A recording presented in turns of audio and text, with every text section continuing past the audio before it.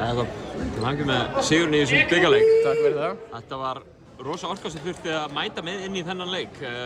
Bæði Selfosslið og ykkar menn mættu á fullum krafti hérna. Við veitum líka bara allir í vikunni að undirbúa fyrir hann leik og vorum alveg tilbúin að þeir myndi mæta dýrvitlausir sko.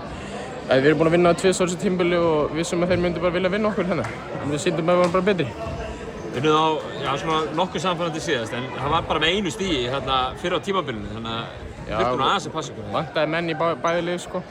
En bæði lið voru fullmönnuð og við sýndum bara að við vorum besta lið. Rosalur hópur sem að Stjarnan er með í þessum 12. flokki.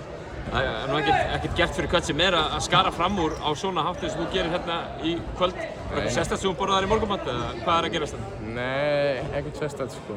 Bara treysti liðsvölum mínum og þeir hitu skotunum sko. Já, ekkert mikið sko.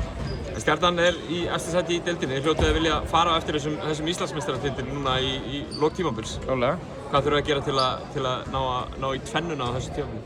Bara æfa okkur enn meira og bara hafa gaman í leiðinni sko.